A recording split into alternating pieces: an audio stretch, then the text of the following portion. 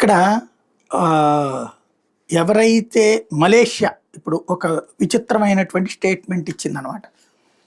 అంటే వాళ్ళకి సంబంధించినటువంటి మీడియా, వాళ్ళ దేశానికి సంబంధించినటువంటి స్టేట్మెంట్. అంటే వాళ్ళ బుద్ధిలో వీళ్ళు మతపరమైనటువంటి బుద్ధులు పోవు వీళ్ళ దగ్గర. ఏంటయ్యా వీళ్ళు తీసుకొచ్చేటటువంటి పదం అంటే ఆహ్, ప ఏది ఇండియా ఆక్యుపైడ్ కాశ్మీర్ అట.